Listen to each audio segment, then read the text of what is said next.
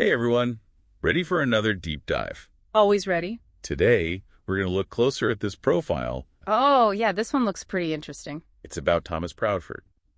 He is, he's a senior who has been through some pretty incredible things. Yeah, I was just reading that. Quite a journey. Yeah, serving in the military, moving to Alaska, even having an amputation. It's amazing, though, how he hasn't just, survived these things. It's more like he's thriving. Exactly. So we're going to take a look at how Thomas found the strength to keep going. And I think there's a lot we can all learn from his story, you know? Okay, so the article mentions that Thomas joined the Army when he was 32. That's not the typical age, is it? Not really, no. At that time, he was living in Philadelphia with a young daughter and another baby on the way. Wow. What made him decide to enlist? And why Alaska, of all places? Well, it says here that the cost of living in Philly was a big factor. Back then, having a college degree didn't always mean a good job. Right. So the military, it offered stability, a career path, and, the benefits were pretty good. I see. Plus, this was decades ago, and Alaska wasn't really the tourist hotspot it is today. Oh, that's true. It was a lot more remote back then, less developed. Yeah. Probably not on many people's radar. And from what I read, Alaska was a bit of a culture shock for Thomas. Oh, yeah. He talks about the extreme cold, learning to ski, and, oh man, the mosquitoes during the summer training. I can only imagine. Definitely not an easy transition. No, not at all. Well, but he adapted, right? I mean, he embraced this new environment. Yeah, he did. It's like his reasons for joining the military, that drive to give his family a better life, that's resilience right there. And that resilience keeps popping up throughout his life. Absolutely. Seems like that choice to stay in Alaska was a good one for his family. Yeah, I think so too. He talks about how safe it was, the schools were great, and his daughters really thrived there. Wow, that's fantastic. Both went to college, have successful careers, and he even has grandkids now. This is what gets me. It shows how one decision can have a ripple effect, Yeah. Thomas's choice didn't just affect him. It shaped the lives of his kids, and now his grandkids. Yeah, that's a good point. It's a reminder that resilience can sometimes mean, taking a chance, even when it feels scary. It's true. But of course, life throws curveballs. Yeah. And about 3 years ago, Thomas faced a major challenge. Let me guess. This is about the amputation. You got it. That must have been so difficult. Yeah, it all started with what seemed like a routine ankle surgery. Uh-oh. But then there were complications.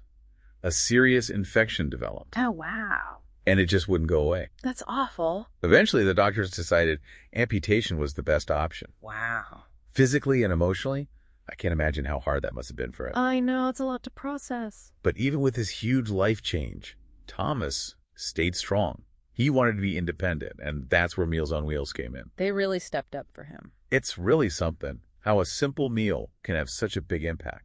Yeah, right. It's more than just the food itself. Exactly. It's that feeling of connection, knowing someone cares, that you're not alone. It's about dignity and independence, too. And get this, Meals on Wheels didn't just stop at providing meals.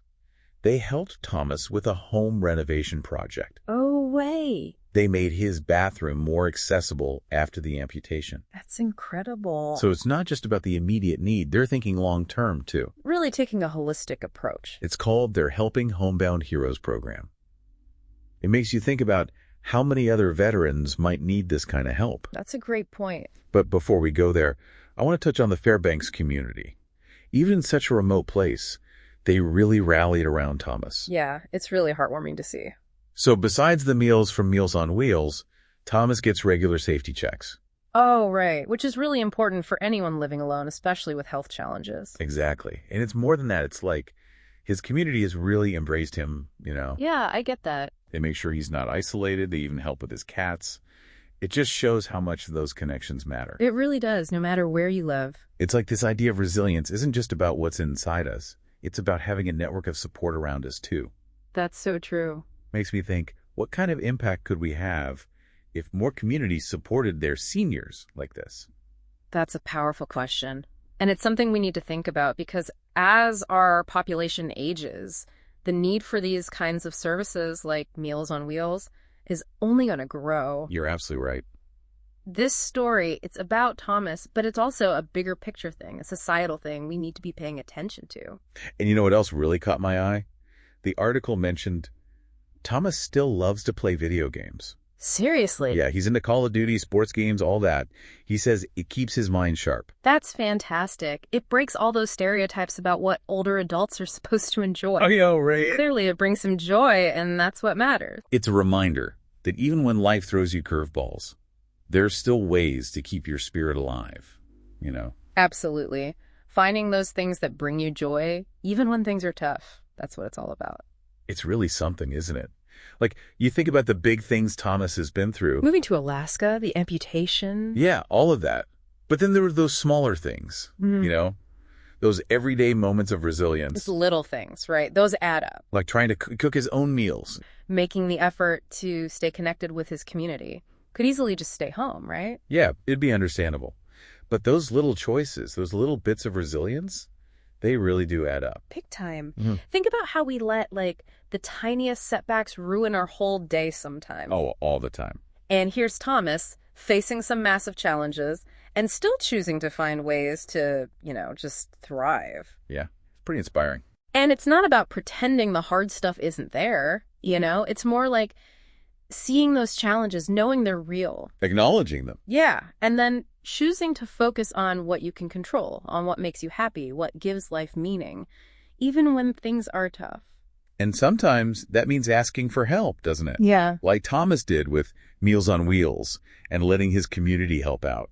It's hard though, right? Letting go of that I gotta do it all myself thing. Yeah, we've all been there. But there's so much strength in letting other people support us. So true. It's like reframing what it means to need help. It's not weakness. It's understanding that we need each other, sort of being resilient. Totally. And this is especially important as we get older. Needs change. Our bodies change. It's okay to ask for help. It really is. It's actually, I'd say, a sign of wisdom.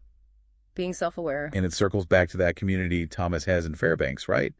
This is a huge part of his well-being. The article makes that so clear. It's not just about the food from Meals on Wheels. It's the human connection, Those friendly faces. Yeah. Checking in on him. Makes him feel seen. It makes you realize how much we can do, individually as communities to support our seniors. Create that sense of belonging. It's crucial. And it doesn't have to be huge, dramatic things. Just little things. Exactly. Check on an elderly neighbor, volunteer at a senior center, donate to organizations like Meals on Wheels. Speaking of things that bring joy and connection, we got to talk about the video games. Who knew Call of Duty would be such a source of resilience? Right. That's amazing. It just shows you don't make assumptions about what people enjoy, especially as they get older. And for Thomas, it's clearly more than just passing the time. Yeah. Keeps his mind sharp. Online connection too, probably. Yeah, for sure. Yeah. And he's having fun. That's what matters. It's like he's refusing to let go of the things that bring him pleasure, even with all he's been through. It challenges how we think about aging. Doesn't mean you slow down, give up the things you love. It's about adapting, Yeah, it's about keeping that spark alive. And I think that's a message for all of us, no matter how old we are. What makes you feel alive? How do we hold on to those things, even when life changes? Big questions. Now, this Helping Homebound Heroes program that Meals on Wheels runs, it's pretty impressive, right? It is. It's not just food. It's addressing the bigger picture of what a veteran like Thomas needs. Like modifying his bathroom to make it accessible after the amputation. It says that right in the article. Yeah. That kind of support, that's what helps people stay independent. Makes such a difference. And it goes way beyond just a quick fix. They're thinking long term. Makes me wonder what other kinds of help the program offers. Me too. It's about how we design these programs, to empower people. Not just temporary solutions. If we can get to the root of what impacts someone's well-being, that's where the real change happens. Lasting change. We often put things in boxes, right? Healthcare separate from housing, separate from social stuff. But it's all connected. It's all part of the whole picture. Thomas's story, it's a perfect example. A holistic approach can make a real difference. 100%. And it's not just programs, it's how we treat each other. In our communities, as individuals. Before we finish up this part of our deep dive, there's something we haven't really talked about. What's that? The emotional side of all this. Yeah. Thomas lost his leg, needs help in ways he probably never thought he would. Right. You can't forget about that part of resilience. It's one thing to talk about adapting and finding joy, but living it is a whole other thing. Absolutely. I'm sure there are days that are incredibly tough for him. Yeah. And it brings up a bigger question. How do we address not just the physical needs of aging, disability, but the emotional and mental health needs too. It's all connected. It's like needing help. It's not a weakness. Right, like we were just talking about. It's part of being human. Yeah, so many of us, we get stuck in that mindset of, I should be able to handle this myself. We've all been there. But, real strength, it comes from letting ourselves be vulnerable. And accepting help. Exactly. And it seems like that's a big part of Thomas's resilience. Yeah, he doesn't hesitate to reach out. To Meals on Wheels, his neighbors, family. And because of that, he's actually able to keep more of his independence. That's the irony, isn't it? It is. Like the saying, it takes a village. We're not meant to go it alone, especially as we get older. We need each other. And the more life throws at you, the more important those connections become. It's inspiring how Thomas has found that balance, after everything. He's got those physical challenges now, but he's not letting them define him. He's found ways to adapt, to enjoy life, to stay connected. And that's what resilience is. It's not about being superhuman. Just about finding a way forward. And for Thomas, part of that is finding joy in places you might not expect, like those video games. Seriously, who would have thought? It's easy to dismiss something like that as just a hobby, but I think it's more than that. Oh, I agree. It's about staying engaged with life, learning, challenging yourself. And that has nothing to do with age. Exactly. It challenges how we think about getting older.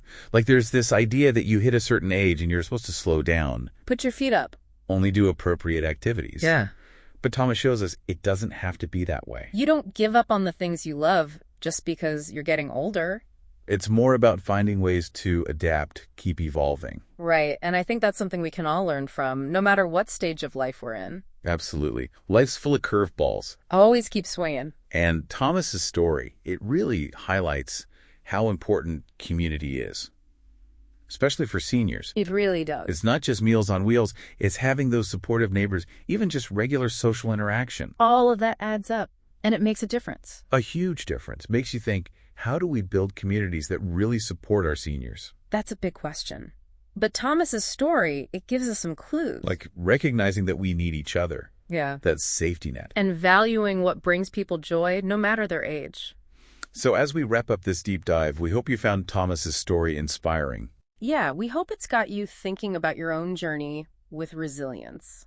Those small things you can do every day to bring more joy into your life, to connect with people, find purpose. And how can you help build a more compassionate world for yourself and for the seniors in your community? Thanks for joining us on this deep dive into Thomas Proudford's amazing story. It's been a pleasure. We'll see you next time.